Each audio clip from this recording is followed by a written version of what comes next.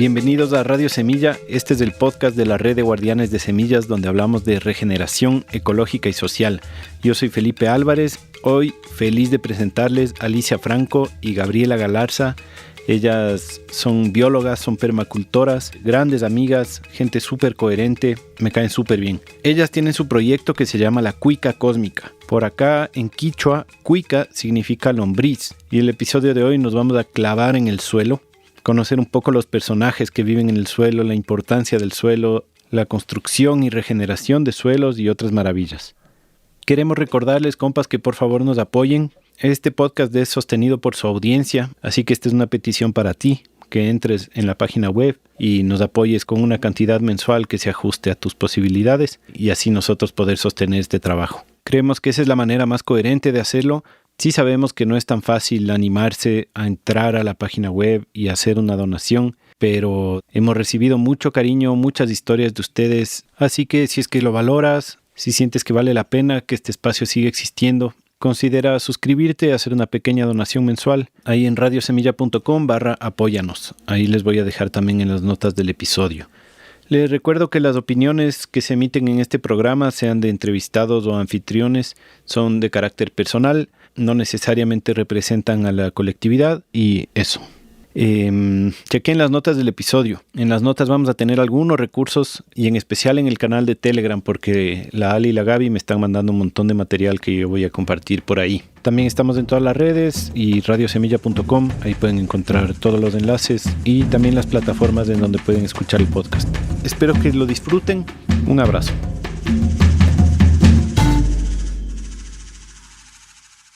Bienvenidas Gabriela Galarza, Alicia Franco a Radio Semilla. Qué bacán ya estar sentado conversando con ustedes con los micrófonos. Llevamos como 2 horas conversando sin micrófonos y por fin nos llevamos a grabar. Qué lindo tenerles aquí. ¿Cómo están?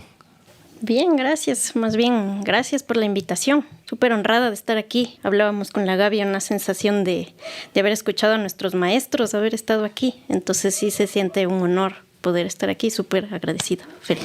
Qué bacán. Bien, también yo, emocionada, un poco nerviosa, pero sí, como dice la Ali, compartiendo como ese sentimiento un poco irreal, así, y lindazo, además de que es un sitio lindazo. Qué chévere. Sí, estamos aquí en Cotacachi, en nuestra casa, que por fin vinieron a visitarnos después de como 3 años, ¿no?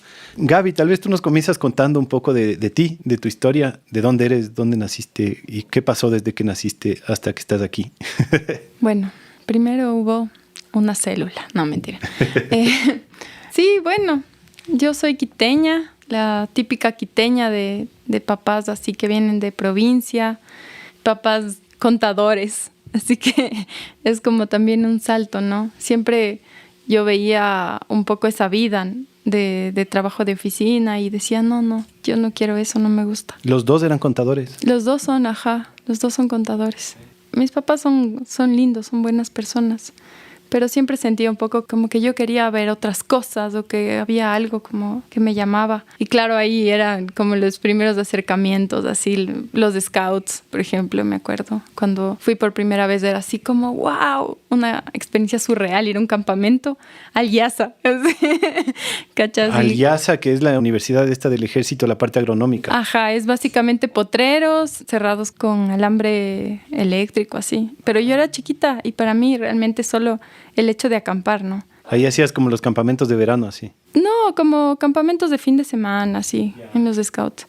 Y claro, eso sí fue como, wow, amé. Y después, claro, desde pequeña también fui al safari. No sé si es que has escuchado, pero hubo una exposición de todos estos herpetólogos embalados de la PUCE, de la Católica de Quito, que hicieron una exposición increíble que se llamó Safari. Yo tenía como 11 años y fui ahí en la PUCE y estaban las ranas de todo tipo, te hablaban de la conservación, ahí se empezó como este programa de introducir a las ranas marsupiales en el Ichimbía y yo aluciné y dije, wow, el Ecuador es un país de ranas, así voy a ser herpetóloga.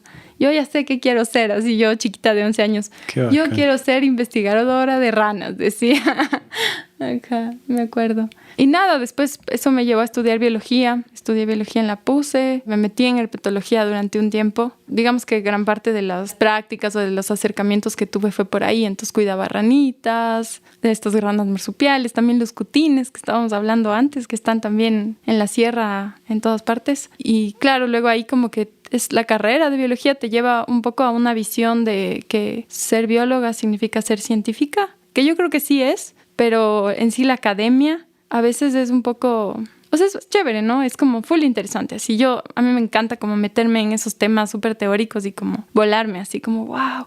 Pero sentía en un punto que, por ejemplo, describir una rana más, una rana menos, tal vez no iba a ser un impacto cuando era evidente que estábamos en una crisis ecológica y una serie de crisis así como acompañantes a esta. Y solo yo sentía cada vez más decepción.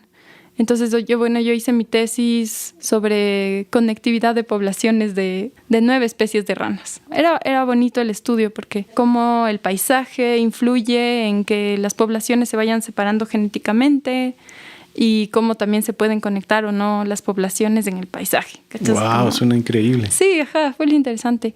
Pero era como era así, 9 especies, no es que yo iba al campo, sino que ya había muchas tesis en las que se basaba, digamos, este estudio. Y ahí dije como, no. O sea, yo de chiquita, Gaby chiquita quería estar metida en la montaña, en el bosque, y ahora está metida en la computadora procesando datos genéticos de ranas, sí, pero y al fin y al cabo en la compu, ¿no? Y luego me cuestionaba full, como dentro de la urgencia que tenemos ahorita en el planeta, ¿qué vamos a hacer? O sea, hay una urgencia tan grande que sí, o sea, esto aporta, pero siento la necesidad de hacer un aporte como más inmediato. Y ahí fue cuando terminé biología y medio me deprimí, así, que creo que pasa un poco. Como que necesitabas algo más práctico, así, más de campo. Claro, como que dije, bueno, yo estaba en este camino, pero en el camino un poco te desvías, ¿no? Hacia como la academia es lo importante, entrar a una universidad, el doctorado, ni sé qué, todo eso, que es un poco a lo que te jala. Y no iba por ahí. O sea, me di cuenta que podía ser exitosa en ese camino, pero no era un camino que me iba a llenar. Entonces dije, no. Y bueno, luego le conocí a la Ali también. Ahí en biología, en la católica misma. Ahí en biología en la católica, más cercanamente al momento de graduarme y así. Y claro, la Ali me contaba de la permacultura y etcétera. Y yo ya tenía como unas ideas de, no sé, como de retomar a esa Gabriela pequeñita que pensaba, yo quiero irme a vivir a un bosque y estoy ahí y estoy mirando las ranas y tal. No necesariamente ranas, pero esa idea. Entonces, para mí, digamos, cómo integré esta cuestión de la permacultura fue como, tal vez no necesitamos los seres humanos ser una fuerza destructora, sino que podemos haber algunos que nos pongamos al servicio, ¿no? Y en ese camino ha sido como todo el camino de la cuica cósmica, ¿no? Creo que en el fondo es el tener como un profundo aprecio por la naturaleza y también entender que la fuente de nuestros problemas como humanidad es que nos sentimos fuera, ¿no? O sea, en algún punto nos vimos como observadores separados. Y la ciencia actual mucho también hace eso, ¿no? Es como que el estudio. Y claro, para mí fue integrar que eso es lo que está mal. Ese punto de vista es como el centro de la serie de cosas que hacen que estemos en esta serie de crisis transversales ahorita. Y dije, bueno, me voy a dedicar a eso porque es tan urgente que igual mi tiempo de vida es full corto y valdría la pena al menos ponerse del lado de lo que yo considero que es como las soluciones o al menos estar en la pregunta que quiera responder esas soluciones. Qué bacán, qué bacán. Y tú, Ali, ¿cómo es que...? Después hablaremos ya de la cuica cósmica, que nos cuenten un poco más, pero tu historia de vida y cómo llegaste hasta ese punto.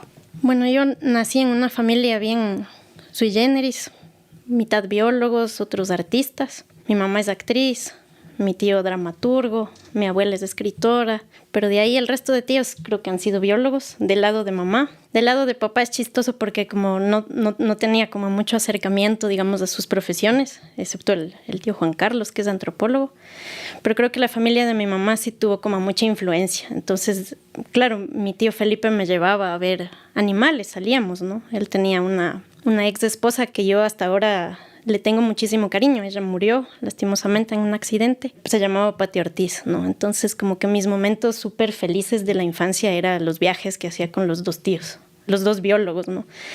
Entonces ahí como que me picó de una este acercamiento con la naturaleza. Entonces desde muy niña, desde que tenía como recuerdos de memoria, yo decía voy a ser bióloga, de ley. Entonces de ahí, claro, pues digamos toda mi vida ya como que tenía claro el camino. Y entonces, claro, mis tíos también eran de la católica, como que la católica en ese momento tenía su renombre, ¿no? De estudiar biología. Y claro, pues entré. Entonces yo ya cuando entré a biología era como ya cachaba así las dinámicas de algunos profes. Soñaba con ser alumna del doctor Honore, por ejemplo, un cura italiano. Qué bestia, creo que es así como de los mejores profesores que yo he tenido.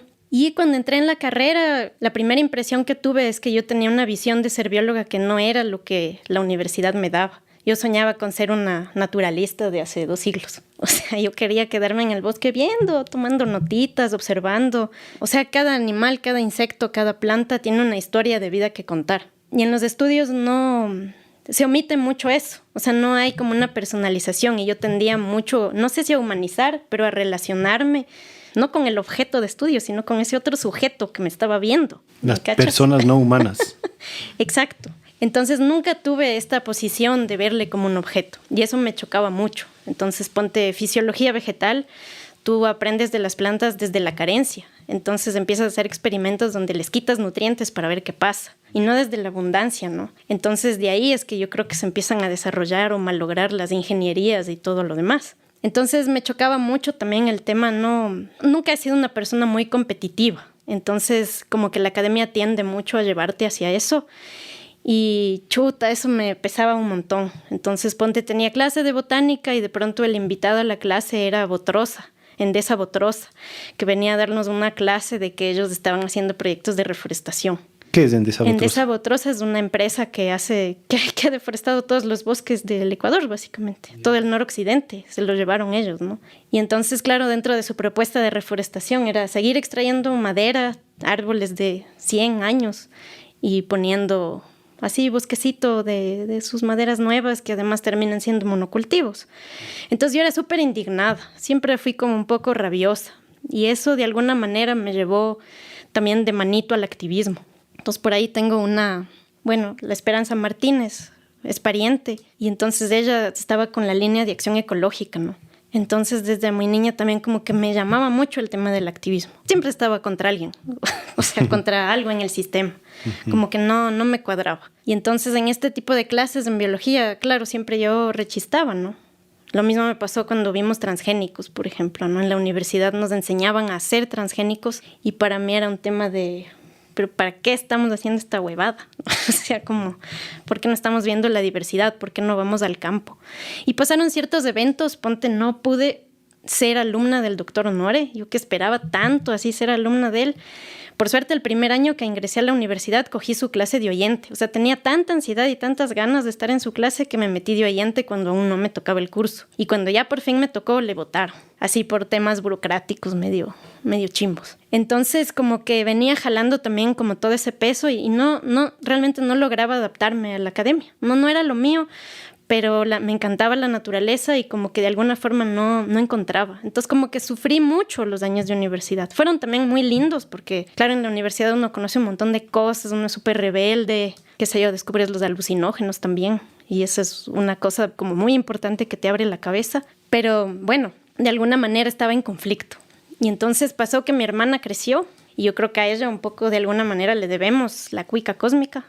Porque, claro, ella empezaba a estudiar, no sabía qué, decidió entrar al primer año de agronomía en la central. Ella siempre tuvo súper buena mano, o sea, para sembrar, así, siempre andaba así en las macetas y con las plantas, y ella siempre era como full delicada. Entonces yo me acuerdo de niñas teníamos un juego que se llamaba El País Princesoso, entonces yo era del reino de la oscuridad y las alimañas, y ella así del reino de la luz y las flores y los caramelos.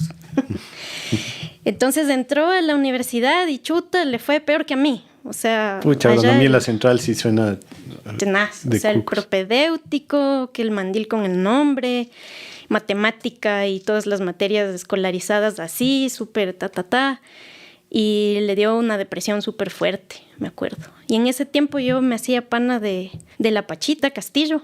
Bueno, y ella creo que estaba tomando los cursos de la red. ¿Esto qué sería? 2006, 2008, 2008. Por ahí. Y entonces la Pachita me da un papel. Me dice, toma, por si acaso te interesa. Entonces era una promoción de la red. Y yo le doy a mi hermano. Le digo, oye, prueba, así como que estos manes andan haciendo ahí una cosa medio rara que se llama permacultura y algo con la agricultura creo que tiene que ver. Así como que anda y chequea, ¿no? Y la man se metió en el curso. Entonces ahí fue alumna del Miguel, bueno, del Javi. Y fue muy loco. O sea, ella dio un cambio así como que súper lindo. Entonces yo le veía full embalada y me contaba así como que todo lo que hacían en los talleres y yo me moría de ganas. Era como que yo pasaba así como que chuta, aburrida, intentando hacer una tesis porque a mí me gustaba mucho la biología marina. Yo tuve la suerte, por igual, por el tema de mi tío, de trabajar desde segundo año, ya daba clases en la universidad en el tema de invertebrados marinos. A mí me encantaban, me encantan hasta ahora. Es como, le tengo todavía una deuda al mar, porque conmigo se ha portado calidad. Entonces, claro, yo le escuchaba a ella, ¿no? Que aprendí a hacer una compostera y hablaba de unas cosas loquísimas, de hacer ecología, lo que la man veía. Y mis clases de ecología eran un poco... O sea, estaban bien, pero no eran muy activas. Y además tenía tanta rabia de cómo el mundo estaba accionando que de alguna manera yo veía que por ahí había un camino medio esperanzador que sentía que me hacía falta, ¿no? Porque entonces la deforestación y el derrame petrolero y ni sé qué. Entonces eso me llamaba mucho la atención, pero también eso te carga, ¿no? Entonces de ahí yo dije, bacán, yo quiero hacer esos talleres, pero nunca coincidía. Y también la universidad cada vez se volvía más estricta, las materias finales siempre son como tienden a ser mucho más teóricas, genética molecular, y no coincidía, pues no podía, me coincidía salidas de campo y luego ya me perdí el taller, que eran así como en secuencia, hasta que por fin logré ir a uno que era de bioconstrucción, en la casa del Javi. Creo que le estábamos ayudando ahí a hacer la flor del cactus. Ahí hablamos pues con él en el episodio de bioconstrucción. Fuiste a una de esas mingas, entonces, a uno de esos talleres de bioconstrucción. Ajá, eso fue así como el primer acercamiento. Y me encantó. Entonces también un poco el tema es que yo, no sé cómo fue que dijiste ahora, Gaby, que tengo atención dispersa. Déficit de atención. Y entonces no, lo que más me costaba en biología era que te obligan a especializarte. Necesitas encontrar una sola cosa. Y yo no podía. De hecho, hasta ahora no puedo. Creo que eso es bacán y a su vez es difícil sostener. Entonces, claro, yo veía que la permacultura era tan amplia y tan diversa que dije, eso es lo mío. Porque puedes hacer bioconstrucción y puedes hacer un bosque comestible y de pronto, o sea, puedes hacer tantas cosas que es bacanísimo y lo haces tú mismo, ¿no? Entonces dije, por ahí eso. Es como que la academia te dice, el que mucho abarca, poco aprieta. Y la permacultura te dice, pero el que mucho aprieta, poco abarca. ¿No ve? Algo así, exactamente. Excelente resumen. Entonces, nada, pues así me empecé a vincular un poquito más con la red, empecé a seguir algunos cursos y ahí les empecé como a conocer también a los guardianes. Al principio, claro, con mi hermana vivíamos en Quito, teníamos una tina de baño donde cultivábamos. Esa fue nuestra primera experiencia. Luego la compostera en la casa. Y eso, entonces poco a poco hemos entrado un poco más a este mundo. Como te digo, todavía me cuesta especializarme, pero ahí vamos. Perfecto. Por si acaso estamos hablando de Sara Franco, que es la tercera cuica cósmica que hoy lamentablemente no pudo estar aquí. Así que le mandamos un abrazo a Sara. Y ahora, ¿dónde viven? Bueno, ahora estamos en Pintag. Bueno, hemos tenido la suerte de poder estar. La familia adquirió como un terreno. O bueno, los tíos han llegado a colonizar ese espacio. Y estamos viviendo en una casita que hizo mi mamá. Estamos en un terrenito. Tenemos un invernadero de tomates. ¿Cómo es para la gente que no es de por aquí? ¿Cómo describirían ustedes el ecosistema de Pintag? ¿Dónde está Pintag y cómo es? Ya, a ver, Pintag es de Quito al sureste.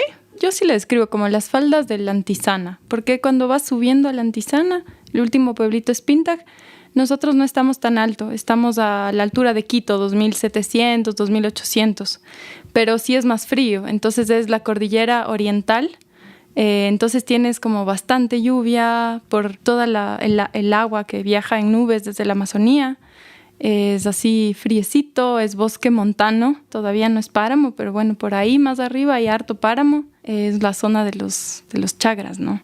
No sé si ahí tienes algo que añadir. O sea, donde estamos antes era parte de una hacienda gigante, ¿no? Allá en esa zona había dos haciendas, la hacienda La Victoria y la hacienda San Elías.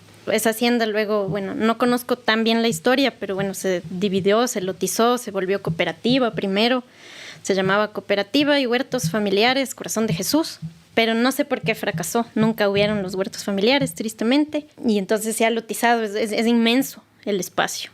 O sea, debe haber sido en la reforma agraria, me imagino, ¿no? Yo pienso que sí. Y entonces es una zona súper deforestada. en realidad no tiene mucho espacio de bosque nativo. O sea, hay unas pocas quebradas que por ahí subsisten, pero donde actualmente vivimos es así potrero y estamos rodeadas de eucalipto, que tristemente lo que vemos ahora es que la tendencia es vender la madera, porque estamos súper cerca de Novopan. Y entonces, Novopan es una fábrica de... Es una fábrica, ajá, que compra madera y hace aglomerados. De triplex. Sí, la tendencia un poco de la gente es cortar. Es una zona que ha sido ganadera por mucho tiempo. Creo que principalmente las haciendas eran ganaderas. Todavía hay una hacienda que se mantiene como ganadera y es eso, ¿no? Es la población de origen indígena, pero un poco que ha perdido esa identidad, que están en un proceso de recuperarla, que es súper lindo. Hemos tenido acercamientos de algunos jóvenes ahí, el movimiento Pintagamaru, que están haciendo un trabajo precioso de recuperar la identidad. Ellos han identificado el camino del Inca, por donde pasa, hay todavía relictos por ahí, hay unas cuestiones igual arqueológicas. Pero bueno, digamos que es una zona súper interesante y hay toda esta identidad del guerrero Pinta, ¿no? Que también es linda, ¿no? Y ¿tienen idea de la historia de...? Lo que yo sé un poco es que ellos resistieron a los incas bastantísimo, pueblo Quitucara, ¿no? Pero lo que sé es que Pinta era un tremendo así guerrero, era como súper estratégico y les dio tremenda lucha.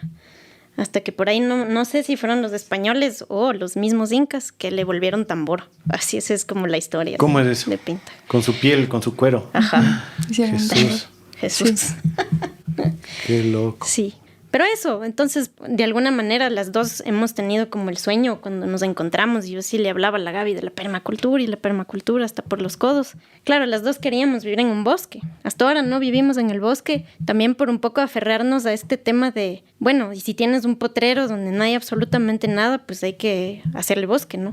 Y ver la forma de cómo reconstruir eso. Porque yo, al igual que Gaby, creo que, o sea, los seres humanos somos parte de... Somos una super fuerza y entonces yo creo que más bien solo hay que conectarse con la naturaleza y de alguna forma también podemos transformar. O sea, es lo que todos los guardianes de alguna manera están haciendo, ¿no? Y que nosotros admiramos porque vemos que es posible.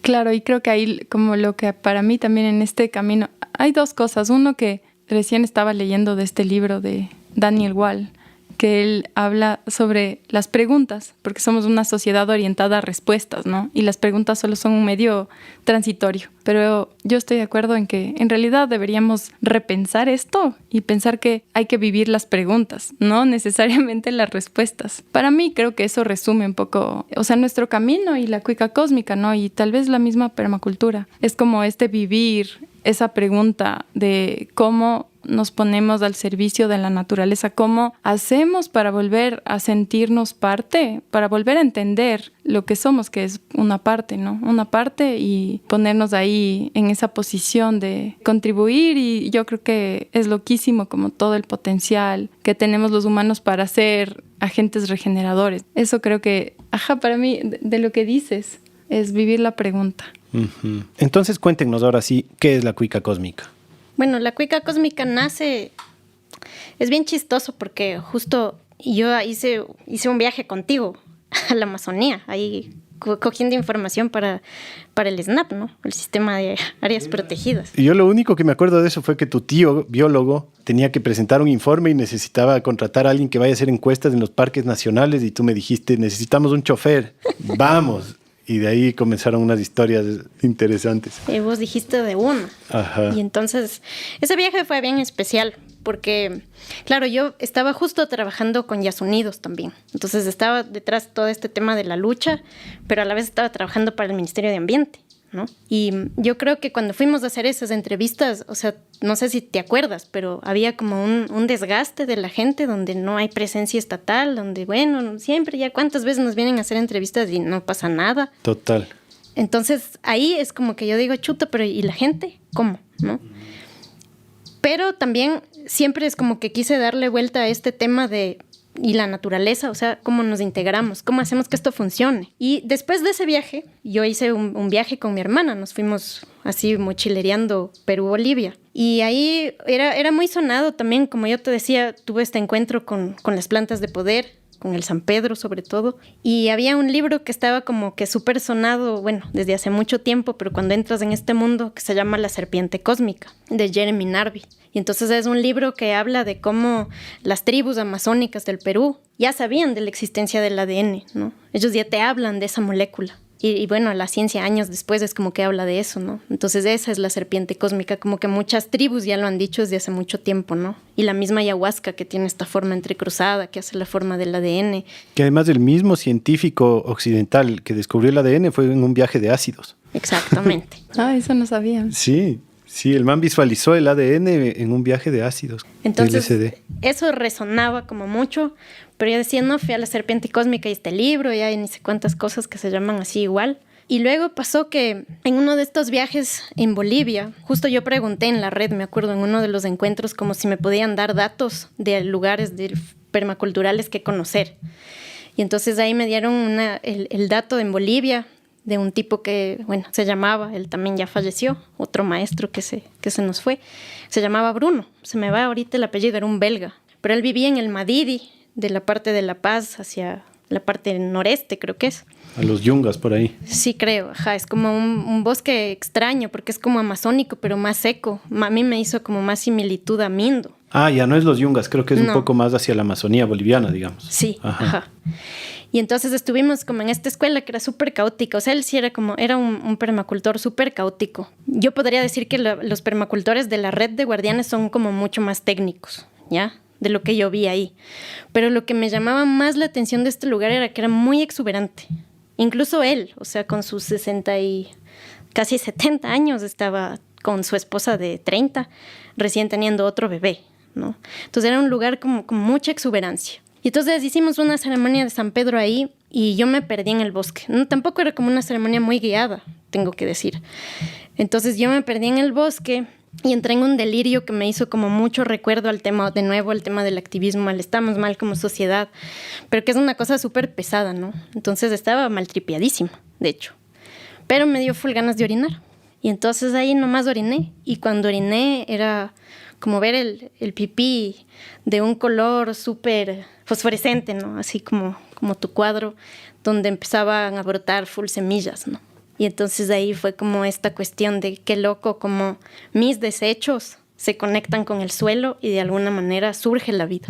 Y entonces fue una cosa súper especial para mí, porque como es tan fácil conectarse, no hay que ir a cagar o ir a orinar nomás, pero hacerlo bien. Y entonces fue como un trip súper loco, como entrar en un proceso de descomposición también, ¿no? Entonces enfrentar a un proceso, yo me veía como siendo parte de una enorme compostera y darme cuenta que la muerte es parte de la vida. Y en ese mágico proceso donde hay esta transformación alquímica, surge todo. Y entonces es fácil, somos parte de, no hay una separación. Eso es un componente cultural de la modernidad. Y entonces ahí dije, mira qué loco, las lombrices son un animal que de hecho cuando tú dices cuica, en el quichua la cuica también hace referencia a la cuica del estómago. Y las lombrices también pertenecen, digamos, a una familia que también hay cuicas en el mar, que son los poliquetos, ¿no? ¿En serio? Ajá, entonces tienes los oligoquetos, que son las lombrices de tierra, y los poliquetos, las lombrices del mar. Y todas ellas hacen estos procesos de descomposición y son como artesanas, ¿no? Porque las lombrices también mueven nutrientes de arriba para abajo y los poliquetos hacen lo mismo en el mar. De hecho, es loquísimo, porque en el mar tú tienes vida sobre las piedras, abajo de las piedras y dentro de las piedras. Y los que facilitan eso son estos poliquetos. Entonces yo dije por ahí, ¿no? Como que la cuica cósmica era una cosa que no solo integra las lombrices, pero que yo sí creo que era como muy importante resaltar que estos pequeños organismos que parecen insignificantes ante los ojos de la sociedad son los maestros de que todo funcione. De hecho, son hasta más importantes que el ser humano, si así se lo quiere ver. Entonces yo quería hacer como una reivindicación desde el nombre a todos estos seres, a todos estos micro seres que son grandes maestros, ¿no? Yo quisiera añadir algo ahí, como desde, digamos, como yo he integrado la cuica cósmica, como yo lo veo. Es como ese eslabón faltante en nuestra sociedad del cierre de ciclos, ¿no? Uh-huh. Y yo creo que por ahí, o sea, te conectas absolutamente a todo, ¿no? Entonces, más que decir como somos las cuicas, entonces solo trabajamos con cuicas, no es tanto eso, sino como más reivindicamos la necesidad de cerrar los ciclos, de entender los ciclos naturales, de cerrarlos, de conectar en vez de segregar.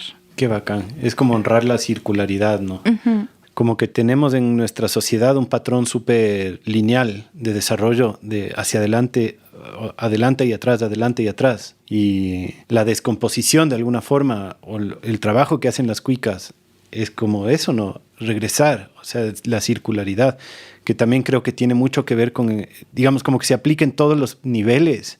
No creo que esté mal el patrón lineal, pero es un patrón. Y estamos como invisibilizando el patrón circular, ¿no?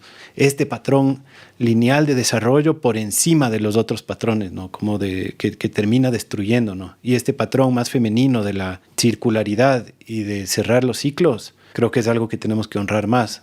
Entonces me encanta lo que me cuentas de las cuicas y, digamos, la filosofía detrás de su proyecto de vida, ¿no? Qué bonito. Y en la parte práctica, ¿qué cosas nomás hacen las cuicas cósmicas o la cuica cósmica? En la parte práctica, digamos que hemos tenido varios procesos súper lindos. Entonces, claro, sí hemos experimentado bastante con compostaje, con compostera.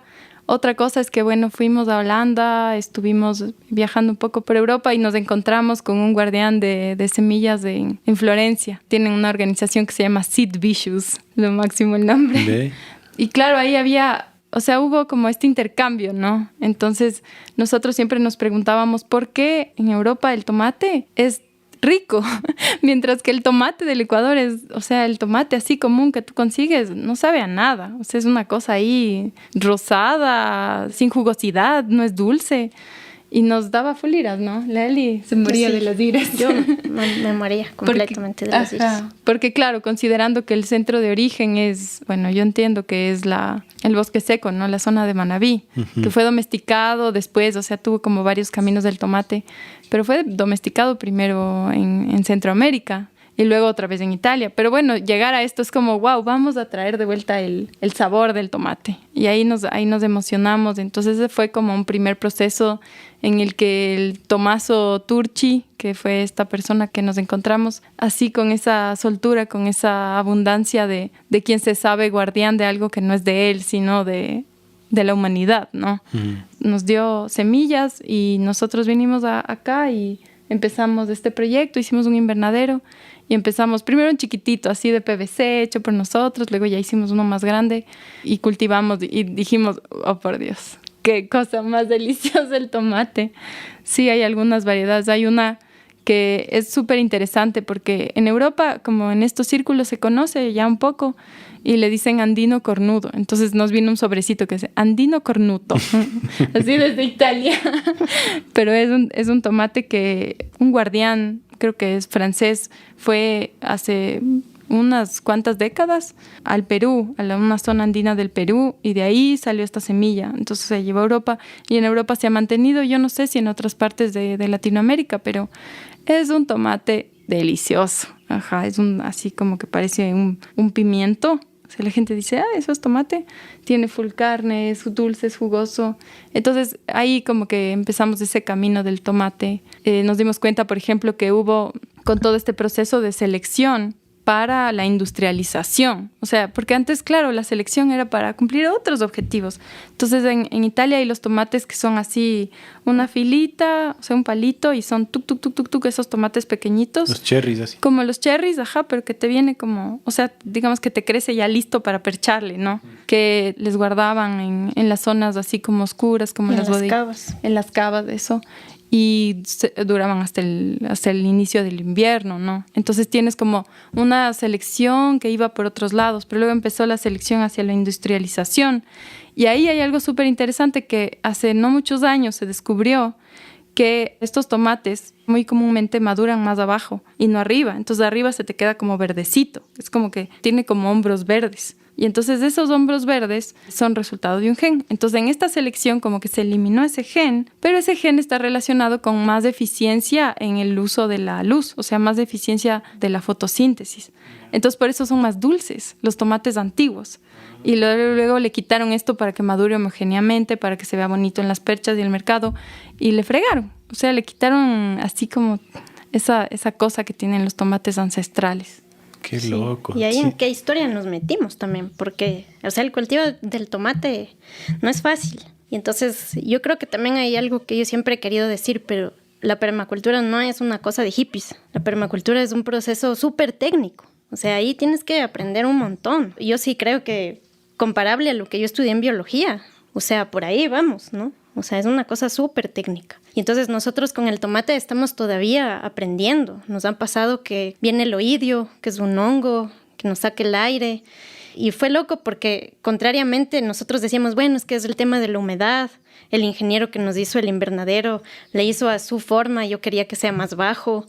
Y bueno, un montón de cosas, ¿no? Y nosotros pensábamos, claro, es un tema de la humedad. Pintac es muy húmedo, entonces el oidio siempre va a estar presente. Pero recién cambiamos de tanque y ahora le ponemos el doble de agua. Y ahorita estamos con una nueva siembra y parece que está funcionando. En realidad tenían sed los tomates. Me da vergüenza decirlo, pero en realidad, o sea, el camino del permacultor es súper riguroso porque tienes que estar siempre leyendo, siempre probando nuevas cosas hasta que sale, ¿no? Y ponte, nosotros tenemos un vecino que tiene 10,000 metros de tomate, o sea, para 10,000 plantas, perdón. Y es súper loco ver la diferencia de invernaderos. Entonces, en la pandemia, nosotros recién nos habíamos cambiado al invernadero grande. Tenemos uno de 100 metros, que bueno, en realidad no es grande. Y tuvimos una peste súper fea en unas 2 plantas de una variedad que solo teníamos 3 semillas. Eran unos lampadina. Y entonces yo le dije a la Gaby, no, tengo que ir a ver al vecino del frente, así, ¿qué hace?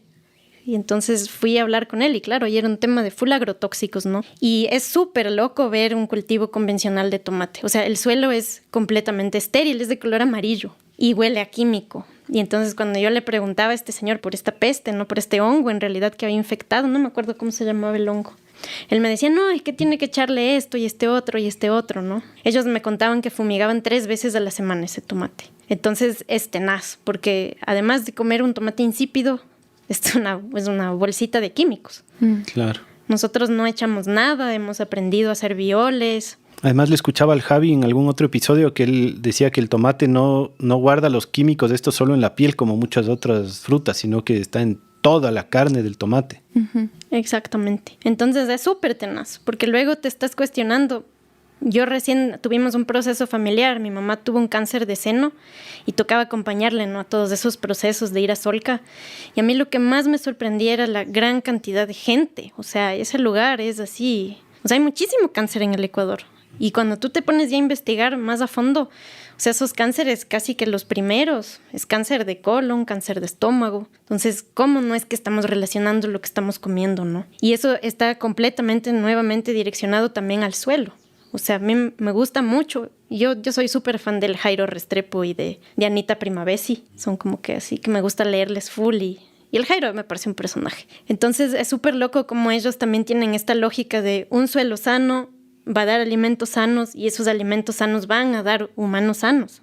Y eso tiene full sentido. Yo a veces pienso que tanta inercia en la sociedad, chuta, tal vez sí es que estamos atrofiados por la cantidad de cosas malas que nos estamos comiendo, ¿no? Los intestinos malogrados y no nos damos cuenta de cómo eso también influye en lo que somos, ¿no? Uh-huh. Vamos entrando un poco en el suelo, que es como tal vez el tema más amplio, ¿no?, que tiene que ver con el cultivo de tomates y tiene que ver con las cuicas y tiene que ver con todo el resto de microorganismos y todo mismo. ¿Qué procesos hacen ustedes en su espacio para darles un suelo a sus tomates, por ejemplo? Bueno, nosotros tratamos de hacer pilas de compost bastante. Como te digo, que he sido como fan del Jairo. Yo al Jairo le descubrí, creo que con el Alejo, en un taller hace años que no sé cómo llegué ahí a Mashpi, pero él enseñaba cómo hacer los violes y todos esos procesos. El Alejo Solano. El Alejo Solano y la Agustina. Y hacemos también bastante bokashi. Y lo que hemos visto como resultados asombrosos es el tema de hacer esta réplica de microorganismos de bosque, ¿no?, de microorganismos de montaña. ¿Nos puedes contar un poquito cómo es ese proceso? O sea, en ese proceso lo que tú haces es ir al bosque y cosechar hojarasca que esté llena de micelio. este micelio lo pones en un tanque, bueno, haces primero como toda una mezcla con afrecho y melaza, que digamos son carbohidratos, ¿no? Que van a comer estos hongos y bacterias. Y claro, y le integras humedad. Y luego esto apisonas y es como una forma súper artesanal, campesina, para tener microorganismos eficientes, que luego por ahí te están vendiendo la industria, no que la Bauberia, que la ni sé cuál.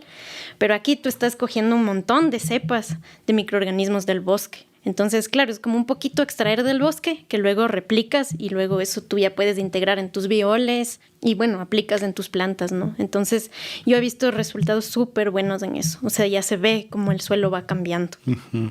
Gaby, ¿sus composteras cómo son? Hemos tenido varios procesos de composteras. Al principio era la compostera casera, ¿no? Una compostera simple, cerrada por una malla. Después ya hemos ido como cambiando. Claro, tenemos esta compostera fría, pero también hemos hecho procesos como de pilas de composta, como decía la Ali.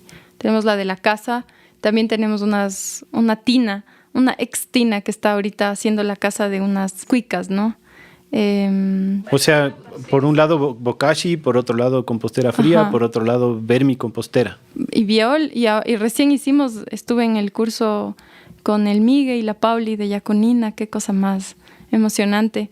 Y ahí nos lanzamos a hacer un vermifiltro también en la casa, que por suerte habían puesto un sistema que falló, entonces fue como la oportunidad, y ahí justo todo se dio y chévere, aún no cosechamos. Eso tiene unos meses de funcionar. Pero entonces digamos que estamos experimentando las diferentes cosas, pero básicamente creo que nuestro manejo se basa en entender que el suelo está vivo, ¿no?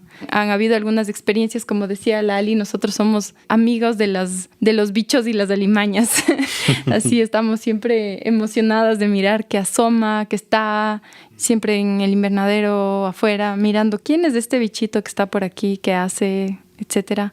Y nada, como en ese camino también ha sido súper lindo ver un poco cambios, ¿no? Ver un poco cambios cuando nosotros empezamos eso era un potrero, que sí hubo que hacer como la sacada de Kikuyo, etcétera, pero ya en el manejo ahí se va haciendo como ecosistema. Entonces, los chanchitos, luego cómo se va balanceando con diferentes bichos, cómo empiezas a ver depredadores del suelo, unos escarabajos que se llaman estafilínidos, están como ya en el tercer nivel de la cadena trófica, y entender también, a mí me encantaría seguir el curso de Elaine Ingham, se llama The Soil Food Web. Son un poco caros, pero sí queremos aplicar. Digamos que ese entendimiento es lo mismo, ¿no? Todo es como es en grande, es en chiquito. Recién nos empezamos a dar cuenta de que si es que tienes una cadena trófica, o sea, una ecología, una comunidad que funciona y que está completita, tienes un mejor suelo.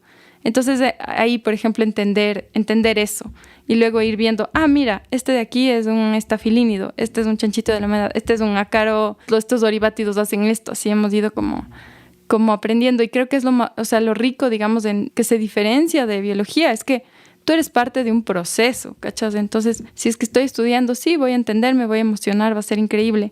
Pero si es que estoy mirando y digo, hola, amigo bicho, ¿quién eres tú? Y luego vas a investigar, ya es otra cosa, ¿no? Sí, yo creo que nosotros siempre hemos hecho la compostera de capas, ¿no? ¿Esa es la compostera fría? Sí, de vez en cuando se calienta y yo creo que, la compostera más eficiente que nos resultó a nosotros es la compostera que tiene hojarasca. Eso es increíble.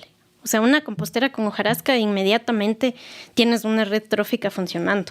Un poco para que la gente vaya entendiendo un poco más prácticamente, a esto te refieres con una compostera a la que le pones poco trabajo, básicamente. Vas haciendo capas, pones, digamos, los restos de la cocina y le tapas con algún tipo de materia seca y hojarasca. Lo que nosotros hacemos, el primer piso es camita de ramas para que siempre esté aireada. Las composteras son procesos aeróbicos. Las bacterias y hongos que nos van a ayudar necesitan oxígeno, porque nosotros hemos dado algunas capacitaciones sobre este tema y la gente no sé por qué tiende a hacer un hueco. Es como, yo sí hago compostaje, yo hago un hueco y ahí pongo la basura. Sí se descompone, pero son procesos mucho más lentos, porque las bacterias anaeróbicas que están participando y los hongos anaeróbicos que participan ahí son más lentos, ¿no? Y se produce más metano también. Entonces, las composteras aeróbicas traen una red trófica que hace que el proceso de descomposición sea mucho más eficiente. Entonces, la primera capa hacemos de ramitas para mantener aireación, hacemos la chimenea, luego viene tal vez una capa de, puede ser el césped cortado, luego ponemos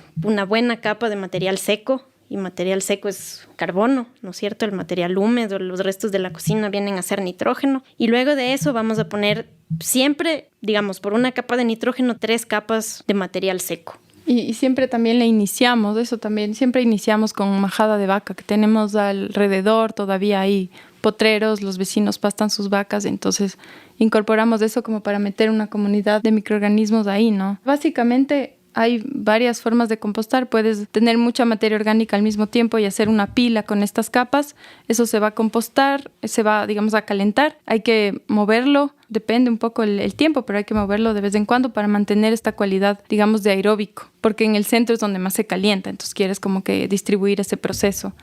Y lo que decía la Ali de las chimeneas, básicamente es del mismo principio. Mientras estás construyendo la compostera, dejas un palito en la mitad y después lo sacas, entonces te queda un hueco que llega hasta la parte interior, justamente para evitar que se vuelva anaeróbico. Entonces esa es como, puedes hacer una compostera así, donde tienes como toda la pila desde el principio, tienes un tiempo en que vas a estar monitoreando, y luego ya tienes como el tiempo que esperas para que la pila entera esté. Pero lo que pasa con las composteras que vienen de la casa es que tú tienes, o sea, nosotros sí acumulamos un poco, tenemos 2 baldes. Entonces llenamos 2 baldes y de ahí hacemos una capa, porque ahí es mejor. Como que pones una buena capa de materia orgánica, de, como dice la Ali, nitrógeno que esté húmedo, y después cubres. Y vas haciendo como capitas, pero como es, digamos, un proceso ligado a tu día a día, a tu cocina, lo que va saliendo es, digamos, no sale todo al mismo tiempo, sino tú, digamos, este estilo sándwich, y por eso es, o sea, se vuelve como una compostera un poco fría. Sí se calienta, pero no es un proceso así como lenta, uno solo. Más bien dicho, ¿no? Sería un compostaje lento que le vas armando a lo largo del tiempo. Uh-huh. Sí, la otra cosa que también aprendí recién estuve como en un taller así de estos locos biodinámicos, ¿no? Y entonces el maestro era un campesino de Perú, y el man decía, claro, en su finca, el corazón de la finca es la pila de compost. Y entonces ahí yo pensaba, ¿no?, en cómo él hacía la pila de compost, y claro, hay varias cámaras, ¿no? Entonces a veces, yo he pensado mucho, porque la gente es como que hay un rechazo súper fuerte al tema del compostaje casero, sobre todo si es urbano. Porque la gente piensa, en vez de pensar en estos procesos hermosos, que es la descomposición, piensan en las ratas, en las moscas y en todas las plagas bíblicas que pueden venir a matarte. Y entonces ahí, claro, yo empecé a entender también que, claro, las composteras necesitan 2 cámaras o 3. Y creo que también hay como muchas más alternativas, como lo veíamos en otro podcast del Avero, ¿no? Las lombriceras, lombricompostera. Entonces nosotros es como que ha sido como súper extraño, porque la vida de nuevo nos ha puesto, yo que he odiado la academia y los estudios, pero me ha puesto de profe. Y de alguna manera como que los primeros proyectos que nos han salido como Cuica Cósmica son familias que de alguna manera no saben cómo compostar y quieren aprender. Entonces recién una amiga de la Gaby, ya va a ser un año, nos contrató así para un diseño de la familia de su novio, pero el objetivo era compostar. Y ha sido súper lindo porque claro, fue un proceso donde todo giró alrededor de la compostera. Y entonces este maestro de Perú, cuando decía el compost es el corazón de mi finca, de alguna manera yo creo que está la clave. O sea, si logras manejar bien tu compost, de alguna manera todo va a ir surgiendo. Y manejar una compostera también es un requerimiento técnico, pero también es ir cachando un montón de cosas. Entonces ponte, en nuestro caso ahora, nosotros estamos en un terreno bastante pelado, entonces no tenemos árboles. Yo no tengo, para mi forma de ver, el mejor recurso, que es la hojarasca, ¿no? Entonces hemos probado, ponte, con acerrín, y el acerrín también hace que haya mucha más compactación. Viruta, ponte. pero... Ajá, viruta. Y ponte, eso también hizo que de pronto yo tenga muchísima cantidad de hormigas. Entonces las hormigas son súper protectoras de su espacio, no quieren que vengan otros bichos, y entonces eso hace que los procesos también sean como más fríos. Entonces recién también buscando información, ¿no? Y ahora, ¿qué me hago con mi compostera? Es un hormiguero gigante. ¿Qué hago? Y de pronto, claro, empecé a poner naranjas. Entonces las naranjas tienen penicillium, y el penicillium hace que las hormigas tienden a irse. Penicillium es este hongo que se come los cítricos y algunas otras cosas, que se hace verde, medio turquesa alrededor así. Sí, y que no es, digamos, las naranjas, como tú sabes, los cítricos no es algo que ingresa en una compostera. Normalmente cuando lees la literatura es como que los cítricos no participan mucho, justamente porque el penicillium también va a actuar como penicilina. Entonces va a ser un agente antibiótico y tú quieres bacterias en tu compostera. Entonces, pero en este caso, claro, ayudan a espantar las hormigas. Eso es lo increíble del proceso, porque tú vas aprendiendo mientras lo vas haciendo, ¿no? Entonces ahorita, claro, estamos con un proceso de compostera de 3 cámaras, manejamos también la lombricera y es un aprendizaje de locura. Pero yo creo que también mucho lo que nos pasa es que ponte nos embalamos y ver qué es esa cosa blanquita que está por ahí saltando. Entonces vas así, mucha le ves de ahí que con la lupa, que ni sé qué. Yo amaría tener un microscopio, ¿no? Sería como que ojalá algún rato venga ese juguete. Y entonces resulta que son colémbolas. Y entonces uno se pone a investigar qué es un colémbola y de pronto ya le ves así en una foto en grande y es un animal súper loco, que es un súper buen indicador del suelo, por ejemplo. O tienes estos ácaros, los oribátidos, que también son importantes, te van diciendo cómo está el proceso de maduración de tu red trófica de la compostera, o los chanchitos de la humedad, de pronto lees y te das cuenta que su hemoglobina, nosotros en la hemoglobina tenemos hierro, pero ellos tienen cobre. Entonces es súper loco porque los suelos necesitan pequeñas cantidades de cobre, ¿no? Como chiquititas, y esa es la forma en que la naturaleza recicla metal. ¡Qué loco ese dato! Entonces así uno va descubriendo cosas y te vuelves loco, ¿no? Y además los colémbolos son la cosa más puchunga que puede existir en el mundo. ¿Qué es colémbolo y qué es puchunga?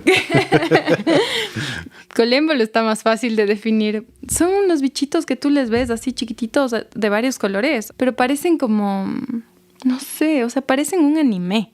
O sea, son súper chiquitos, tienen como antenitas y súper chiquitos y como son redondeados, digamos, del cuerpo. Como un ácaro más o menos. Pero más alargadito. Por ejemplo, hay unos súper chiquitos cuando tienes un buen suelo que son blancos. Entonces le ves como ahí moviéndose. También tienen un mecanismo en el abdomen para saltar. Entonces a veces cuando se sienten amenaza empiezan como a saltar así. Claro, pero cuando gente me ha dicho así como, tengo pulgas en la compostera, así como, ¿qué está pasando? ¿Qué es esto? Así como súper alarmado. Dices como, no, tranquilo, son colémbolas. Tu compostera nos está diciendo que está súper bien en el proceso de descomposición. Estos manes son lo máximo. A veces se hacen comunidades como de muchísimos de estos bichos blancos. Sí. Qué bueno. A mí a veces me preocupaban también. Qué bueno saber que les gusta comer levaduras, por ejemplo. Las levaduras son naturales, son un tipo de hongo. Están ahí, ¿no? Pero sí es un buen indicador. Y hay un fotógrafo, creo que es australiano o de Nueva Zelanda, pero que tiene así como esta cosa de solo fotografiar colémbolos de todos los tipos. Y son unas fotos así, porque son tan chiquitos que es muy difícil verles. Pero cuando les ves así, dices, oh, por Dios, estoy enamorada de los colémbolos. Qué bacán. O tal vez, bueno, no sé, capaz es nuestro ojo de biólogo, sí. Pero yo creo que, ponte, lo que yo siempre he dicho a nivel escolar, ponte, es que una compostera es la mejor herramienta para aprender un montón de procesos que no sé por qué hasta la fecha los hacen tan aburridos y tediosos. Entonces, ponte ciclo del carbono, en vez de memorizarte qué pasa con esto, qué pasa con este otro, o sea, una compostera está ahí en vivo.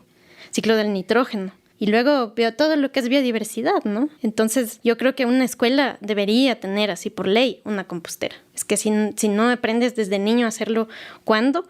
Pero además, como una herramienta pedagógica, es para mí una clave. Nosotros fuimos recién profes de escuela y con los niños de 2, 3 años al inicio, claro, vienen de un proceso cultural donde el suelo es mugre y los bichos son feos y me dan un full miedo. Y no te ensucies. Ajá, no te ensucies. Y de pronto, no, pues tenemos que armar la compostera y ustedes tienen que compostar el alimento del recreo, los restos orgánicos. Y van aprendiendo y con el tiempo es súper loco cómo también se van, eso, ¿no? Ya se ponen a ver, de pronto cogen las cuicas, están jugando, se interesan. Entonces, para mí es una súper herramienta para lograr este objetivo de la cuica cósmica, que es reconectarte con eso que culturalmente te dijeron que es feo, ¿no? Y además es como una casa de un montón de personas no humanas, ¿no? O sea, es como un lugar donde puedes conocer a un montón de diferentes bichos, ¿no? Qué bacán. Exactamente. Ya. ¿Y cuál es la diferencia entre esa manera de compostar que nos acaban de explicar hace un ratito con el bokashi, por ejemplo?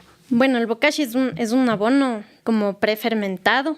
Creo que su origen es japonés. Yo lo aprendí de un agricultor amigo que es lo máximo, que es Eduard Pinzón, así otro gran maestro que le quiero muchísimo. Básicamente es una pila donde utilizas cascarilla de arroz, pulidura de arroz, usas carbón.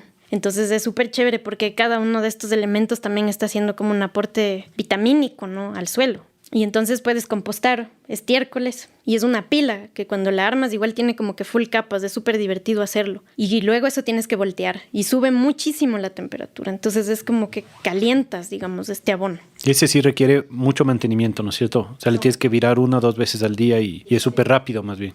Ajá, 2 días, 3 días, donde tienes que girar 2 veces diarias y después durante 15 días. Bueno, un poco depende de la cantidad que hagas. Y del clima. Y del clima, ajá. Pero básicamente, o sea, como para añadir un poquito a lo que estabas diciendo, Ali, es como todo está muy optimizado, así, en el bokashi que conocemos, ¿no?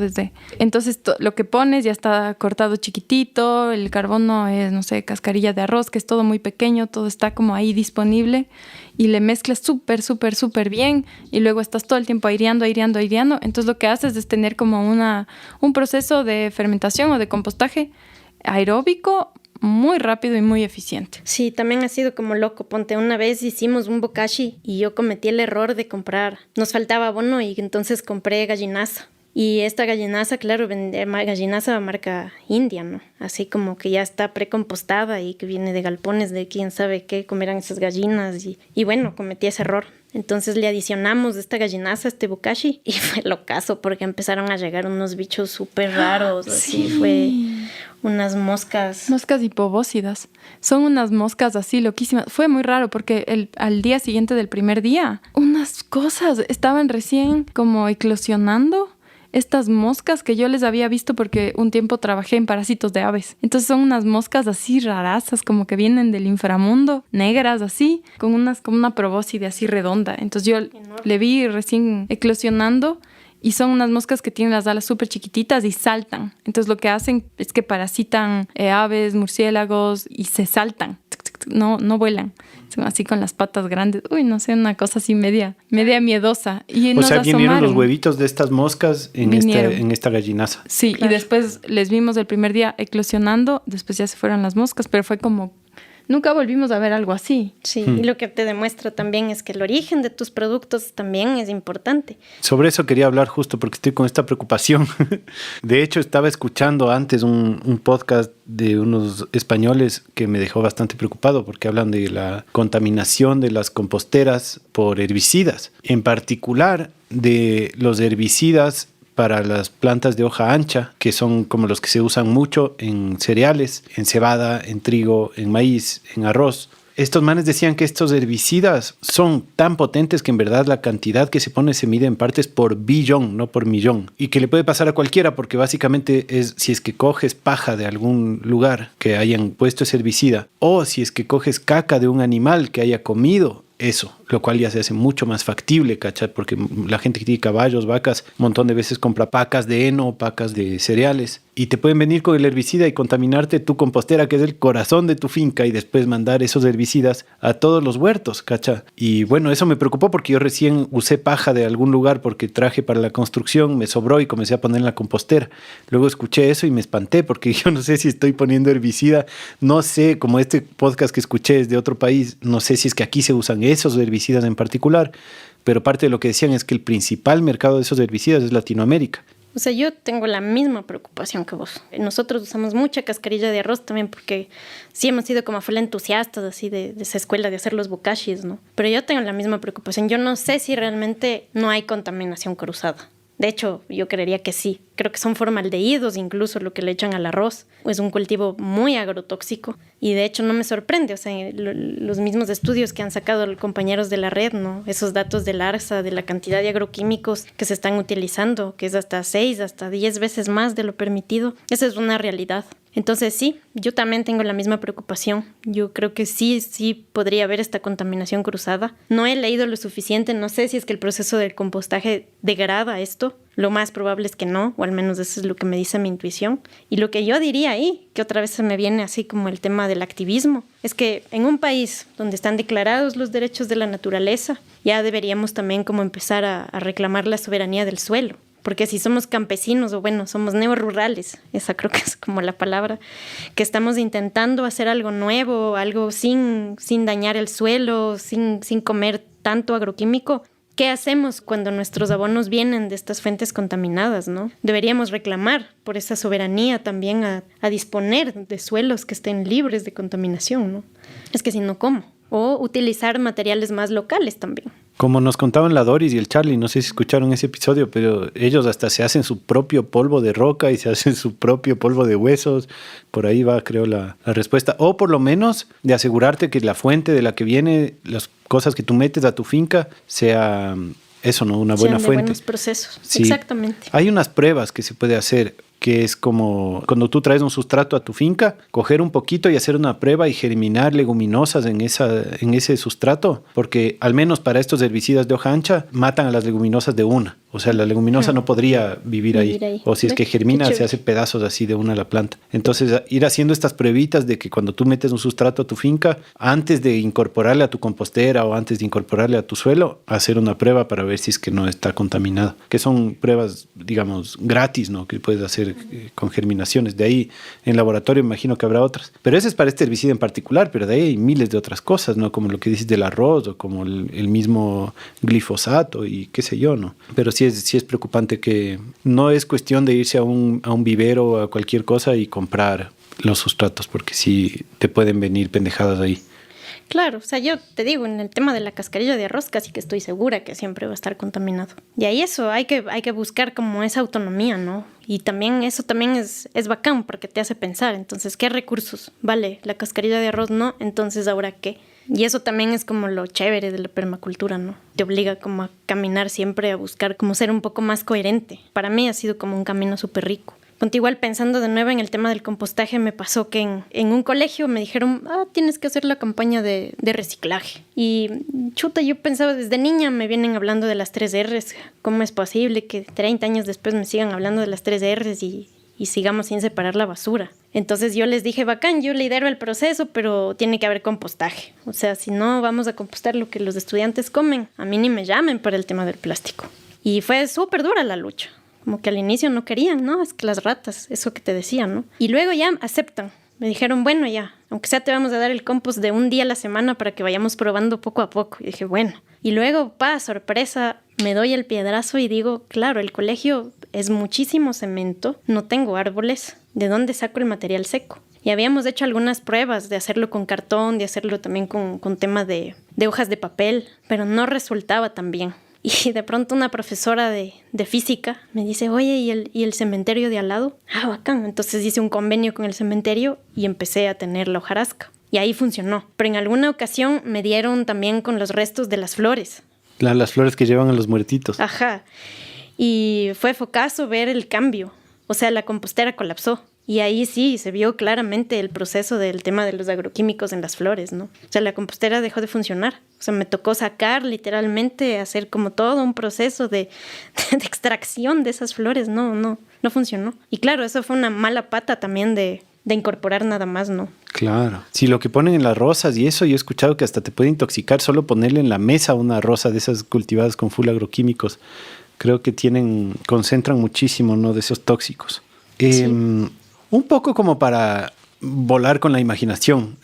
Ya nos han hablado un montón de bichitos y de cosas del suelo, pero quisiera hacer como un pequeño viaje, como un safari del suelo, para tratar de visualizar más o menos toda la fauna y la funga que uno se puede encontrar ahí, ¿no? ¿Se animarían como a, tal vez no cada personaje, sino como los diferentes tipos de personajes que uno se puede encontrar si es que se toma una pastilla de chiquitolina y se mete en la compostera o se mete en un suelo rico y diverso? No sé, Gaby, si tú tal vez te animarías a contarnos un poco así de un safari del suelo. Safari del suelo, wow, qué gran idea. Eso, creo que la Ali alguna vez tuvo la idea de hacer un cómic de eso. Y de hecho ahora la Ali justo me trajo una ilustración que ella hizo, porque de eso no hemos hablado, pero eres ilustradora también, de un montón de bichos del suelo, que es fascinante. Les voy a poner en las notas del episodio ahí para que la gente lo pueda ver. Sí, es una ilustración preciosa, porque claro, es eso, es el mandala del suelo. Y en el centro lo más chiquito son los humanos y todo afuera son todos los bichos en grande. Bueno, sí, me encantaría. Verás, yo creo que hay que empezar, o sea, vamos cadena trófica, ¿no? Entonces, ¿quiénes son los más abundantes? Las bacterias, diferentes tipos de bacterias, digamos los unicelulares, las levaduras, ahí también tienes arqueas. Bueno, ayúdame, Ali, ahí vamos entre ahí las vamos dos. Juntas. Bueno, también está toda la cadena de los hongos, ¿no? Y hongos y bacterias hacen estos procesos de romper las cosas grandes. Entonces rompen las ligninas, las paredes celulares.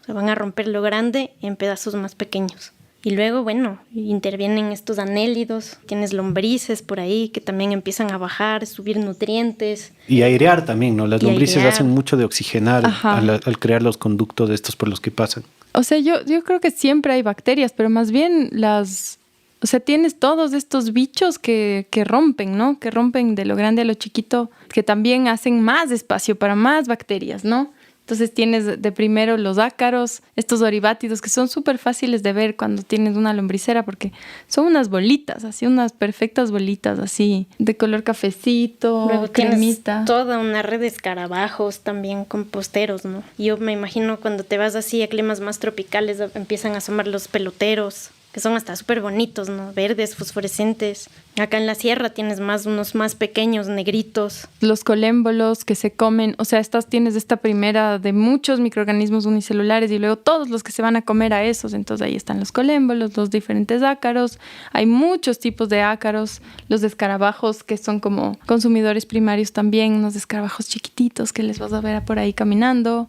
Después te puede asomar un pseudoescorpión, que también son como unos animalitos súper locos. Parecen cangrejos en realidad. Son bien difíciles de ver. Yo creo que si ya tu compostera tiene un pseudoescorpión, es que ya, wow, lograste una cadena trófica completa, ¿no? Los mismos chanchitos de la humedad también son parte como de estos descomponedores que están, digamos, en el segundo nivel trófico, ¿no? Chanchitos de la humedad. ¿Cómo más le dicen? Cochinillas, creo, les dicen también a los chanchitos. Y bicho bola también decía la otra vez en Cuenca, que les dicen bicho bola.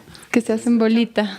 Pucha, de ahí, no sé, empiezan a asomar los depredadores, ¿no? Entonces empiezan a asomar arañas, empiezan a asomar estafilínidos, que son hermosos. Son estos bichitos alargados que solo tienen la mitad de las alas. Los elitros son las alas como duras de un escarabajo. Entonces tú les puedes ver un pedacito del ala suave con la que vuelan y son siempre de colores súper brillantes, como metálicos. Entonces estos da igual, así son así depredadores que están por ahí, aparecen 100 pies. Ahí tengo una pregunta que no sé si ustedes me pueden ayudar a responder. Aquí en Cotacachi, desde que vinimos, nos encontramos con algo que yo no había visto antes, que todos los 100 pies, muchas arañas, incluso algunas hormigas, tienen un color como azul metálico, que no tengo idea por qué les viene esta coloración. O sea, yo he visto esos mismos animales, pero negros o cafés o grises, pero aquí en particular, en esta parte de la Tierra, todos estos bichos grandes son azules metálicos. ¿Tienen idea qué le da la coloración a estos bichos? No tengo ni idea. Qué loco lo que cuentas, qué lindo. Ahora que lo mencionas, también estoy pensando que las lombrices nativas también tienden a tener estos colores así. Medio moraditas. Sí, también como azules, verás. Yo alguna vez en la lombricera que tenía en Quito, es una lombricera de muchísimos años, entonces empezaron a asomar lombrices súper grandes que son medio azuladas, iridiscentes. Es una buena pregunta que no tengo respuesta, el porqué del color. Pero bueno, en la naturaleza estos colores metálicos también de alguna forma pueden decir que tienen cierto tipo de toxinas, por ejemplo. Pero bueno, en este caso en específico no voy a indagar sin asegurarme de la respuesta. Pero sí, yo creo que bajo tierra es muy común. Muy común encontrar este tipo de colores, las mismas.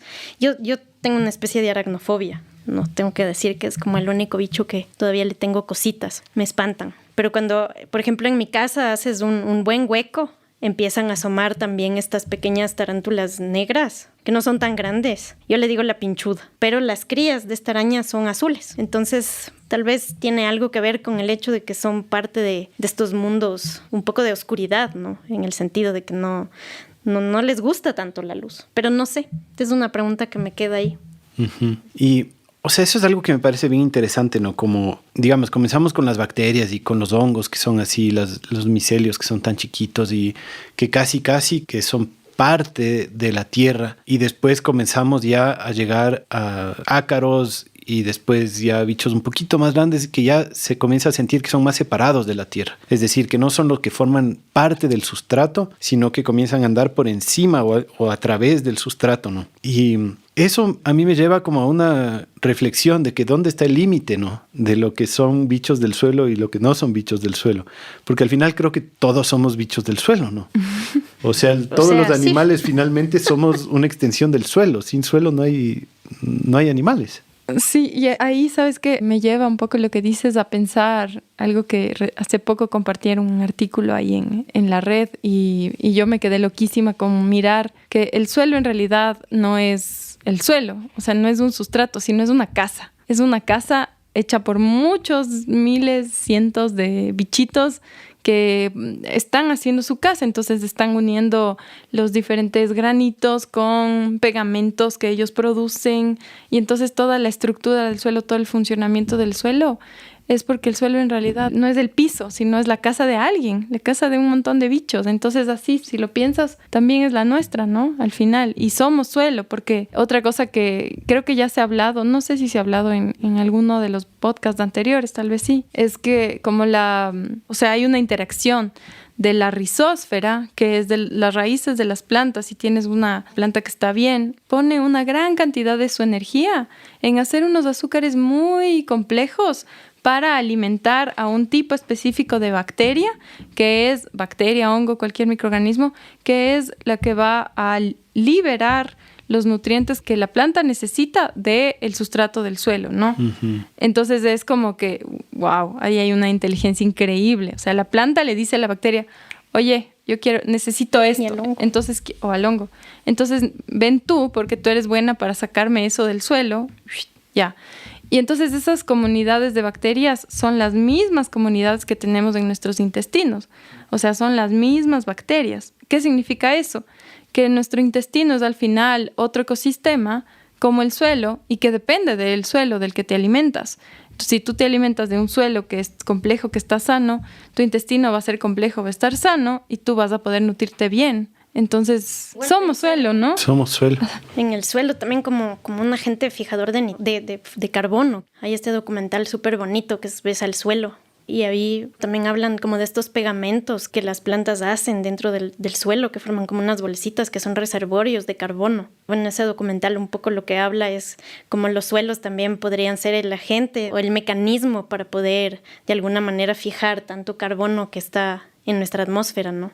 Y poder volver a conectar el ciclo. Entonces, es lo que te decía. Yo creo que necesitamos urgente poner sobre la mesa la importancia del suelo. No es una cosa muerta, es una comunidad. Es un organismo que está vivo. Uh-huh. Nuestro planeta, o sea, somos parte de este gran rompecabezas. Entonces, de alguna manera, estos espacios y todos los espacios deben empezar a hablar del suelo, yo pienso. Porque es soberanía alimentaria.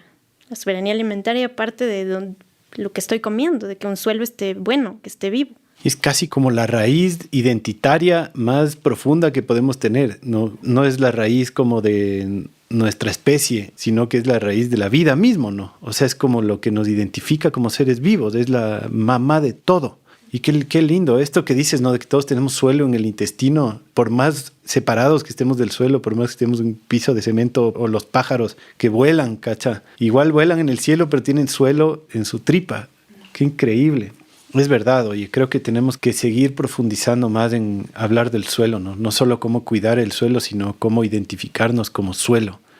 Y hay otra función que ahorita conecto, que me imagino que tiene que ver con esto, ¿no? De que es nuestra identidad misma como seres vivos, que topar el suelo sana. También hay, aparte del tema de los nutrientes, aparte del tema del nicho que te crea para poder habitar, te regula el electromagnetismo de tu cuerpo, ¿no? ¿Has visto que hay gente que se cura de enfermedades súper fuertes solo andando descalzo? ¿Cacha? Y los humanos de alguna manera nos hemos separado del suelo en todo lado. Los zapatos ponemos así caucho, aislante, las casas ponemos cemento y hay gente en especial la que vive en la ciudad que no topa el suelo nunca.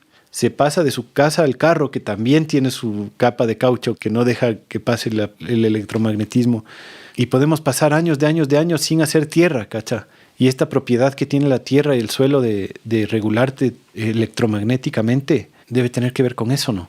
Claro, yo pienso que la psicosis colectiva en la que vivimos tiene que ver por ahí. Entonces ponte, cuando yo te digo así que hay que reclamar la soberanía del suelo, ponte, nosotros ya pues tenemos nuestro sueño en pinta, ¿no? Y le hemos puesto full energía como a buscar esta esperanza, ¿no? De poder ponernos al servicio de hacer alimentos más sanos y Y de pronto me doy cuenta que también soy un territorio en sacrificio por culpa de esta psicosis, ¿no? Y de pronto los olores del Inga, del relleno sanitario de Quito, nos llegan. Entonces abrimos la ventana, ¿no es cierto?, en la noche y hueles del basural.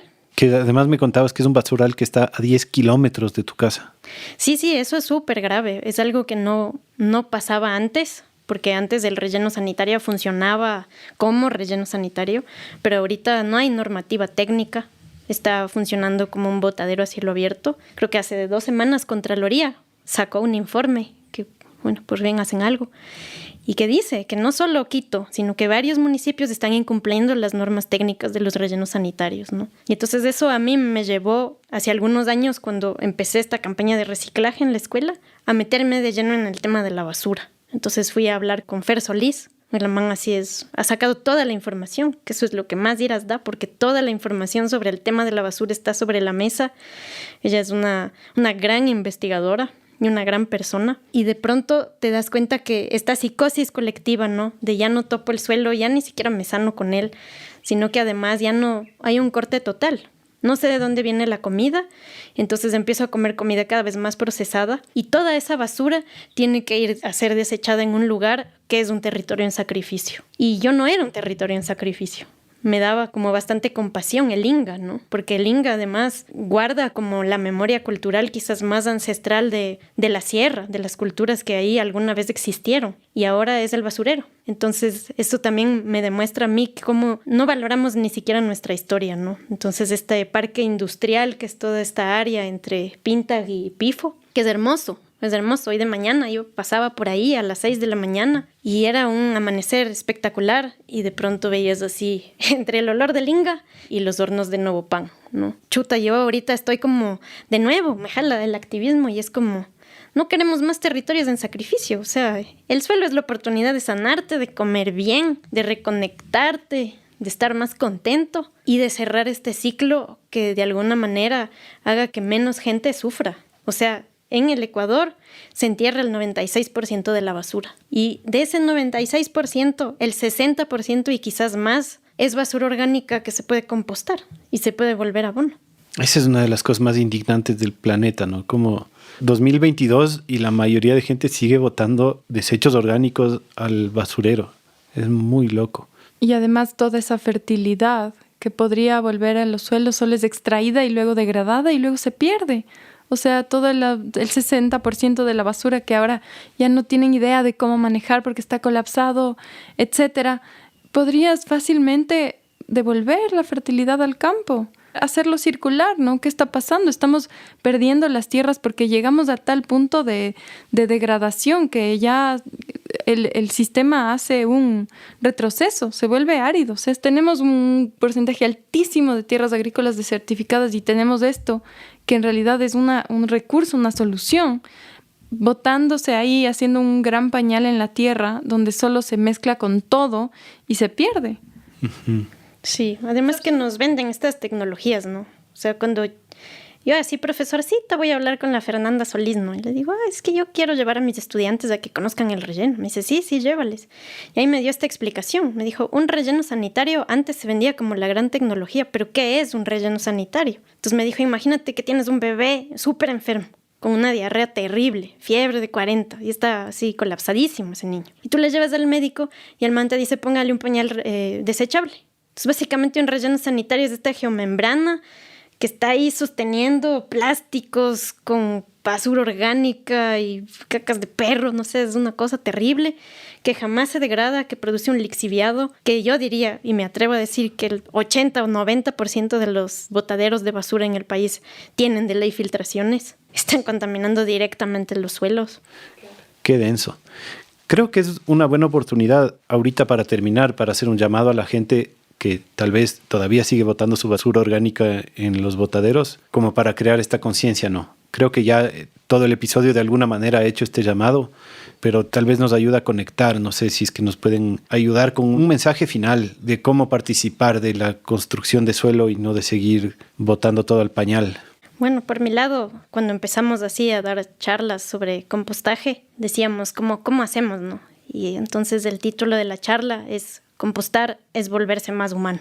Y por ahí les dejo como la inquietud y las ganas de hacerlo, ¿no? Porque no podemos seguir como sociedad socapando nuestra ceguera y eso hace que no solo otras personas sufran, sino es toda una cadena. Entonces, chuta, háganlo porque además es súper lindo. O sea, es una cosa vacancísima. O sea, está en sus manos de hacer un montón. Lombriceras, composteras, vermifiltros, las soluciones están ahí.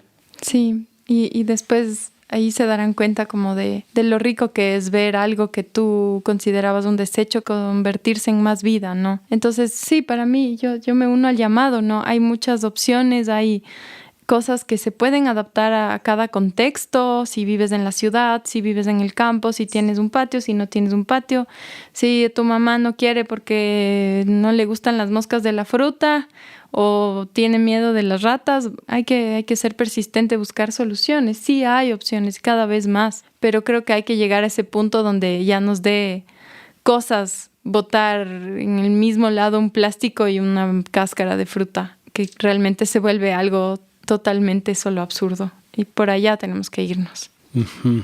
Incluso he visto en Quito al menos que ya hay bastantes emprendimientos, imagino que en todas las ciudades grandes, que por lo menos te dan recogiendo la basura orgánica y ellos se llevan a compostar. Incluso hay unos que después te devuelven el compost. Entonces, aunque tú no seas capaz de compostar, por lo menos hacer el mínimo esfuerzo de darle a alguien, o sea, separar y darle a alguien los desechos orgánicos a que composte. Porque sí, seguir mandando eso al basurero es impresionantemente absurdo. Y hacernos masa crítica, ¿no? También exigir a las autoridades que, o sea, ¿cómo puede ser que hasta ahora no haya un programa realista y que funcione de separación de desechos a nivel municipal? O sea, solo la empresa privada o los emprendimientos se ponen pilas con esto. También tenemos que exigir y que no se vulnere más como dice la Ali, los territorios en sacrificio. Antes era solo la gente que estaba en el Inga, ahora es la gente de Tumbaco, es la gente de Pinta. ¿Hasta dónde vamos a llegar? Y de una vez un tirón de orejas al municipio de Quito, que es el único que yo he visto, pero me imagino que todos hacen, que tienen en el centro histórico todo bonito la separación de las basuras supuestamente para el reciclaje de plásticos, de orgánico y de no sé qué. Llega el camión, saca todos y les mezcla en el camión a todo lo que la gente ya fue separando en la ciudad. Sí, y creo que además, un poco para profundizar, porque te digo, o sea, es que es como una esquizofrenia, ¿no? O sea, tenemos las soluciones ahí, pero no lo hacemos. Y es que en el tema del plástico, es que eso ya, lo que les voy a decir es una locura. O sea, es la cúspide de la estupidez. El Ecuador solo recicla el 4% de la basura. No es que no hay más plástico, hay full plástico enterrado en el basural, pero como no se trabaja con los recicladores de base, hay 36 empresas en este país que han decidido importar basura de Estados Unidos y de otros países. ¿En serio? Sí, entonces llega la basura en contenedores, uno de esos es, ¿cómo se llama? Colchones Paraíso. Y entonces no sé qué material hacen con este plástico reciclado, que ellos se justifican que no hay suficiente en el Ecuador. ¿Cómo no va a haber suficiente? Por Dios. Y muchas veces de este plástico que viene de importación, solo la mitad sirve. Entonces el resto del material termina en otro relleno sanitario. Entonces, ¿qué está pasando? Somos el tercer país en Latinoamérica que importa basura. Qué estupidez. Siendo un país tan pequeño y teniendo, te digo, 60% de la basura no debería ir al relleno sanitario, debería estar convirtiéndose en humus, en abono. Y el resto del porcentaje, hay un montón de gente que está trabajando en la basura y que no se visibiliza tampoco su situación. Entonces, campañas como las que tiene el Supermaxi no son las mejores porque son un greenwashing que está haciendo un nuevo negocio de la basura sin incluir a la gente que ha trabajado por años en los basurales y que cuando deciden hacer estos rellenos solo les desplazan y les dejan sin medios de trabajo. Entonces, es un temazo de la basura. Uh-huh. Y ahí está la solución, las miles de soluciones. Claro, la primera, no importar más basura, ¿no? Por lo menos. O sea, ¿a quién se le ocurre permitir una estupidez así? Sí, y por último, para mí el mayor llamado de atención a los señores, señoras, señoritas, señorites del Ministerio del Ambiente. Ellos saben lo que pasa, saben que va a haber un nuevo relleno sanitario al frente del que ya está. Entonces, para mí es una falta de respeto que por lo menos no se aproveche para hacerlo diferente, ¿no? Bien, a compostar entonces. Todos a compostar, a enamorarse de los bichos del suelo. Sí, bien. Chicas, qué lindo, qué gusto de escucharles y tener el chance de sentarnos así a hablar más tiempo, que creo que nos hace más falta. Admiro un montón lo que hacen, vean, qué bacán y qué lindo mensaje lo que mandan. Tal vez algún mensaje final, algo que le quieran decir a la audiencia, dónde encuentran a la Cuica Cósmica, cómo les contactan, algo que puedan ver en la red. Bueno, estamos ahora en redes sociales que ahora van a empezar a moverse un poco más y estamos con un proyecto con una cuica externa que es la Camila Rodríguez. Con ella estamos haciendo un proyecto de compostaje comunitario, se llama La Comuna Composta, entonces próximamente creo que van a empezar a ver propaganda de eso. Nuestra idea no es darles compostando realmente queremos que lo hagan ustedes mismos. Nuestra propuesta es educativa. Queremos enseñarles a que lo hagan porque también nace desde el principio desde que hay que descentralizar, ¿no? Entonces, la mejor manera de compostar es hacerlo o casero o barrial. No pensar otra vez en que el Estado te dé asiento. Entonces, eso por mi lado. Sí, como para complementar, las redes sociales en las que estamos son Facebook, Instagram, como nos encuentran como La Cuica Cósmica. Creo que no hay muchas cuicas cósmicas, así que por ahí nos van a encontrar. Creo que eso, y full gracias. Así. Sí, sí, yo sí quería decir algo. Que realmente es un honor poder estar aquí. Es increíble ver como la semilla que ha sido Radio Semilla en muchos procesos y en muchos lugares. Y, o sea, sintiéndonos como somos, ¿no? Como hijas de la red, de alguna forma como la siguiente generación que ha estado siempre inspirada por todos estos guardianes con los ojos brillosos que ves así, pucha, y dices, wow, qué increíble. Y nada, solo decir que realmente es un honor poder estar sentado hablando contigo, donde también estuvieron esas personas. Y gracias por este proceso de Radio Semilla, que es increíble. Qué lindo, gracias. Gracias, chicas. Saludos a Sarita Franco, que no estuvo presente. Saludos, Sarita. Carachos. Chao a todo el público. Gracias por escuchar.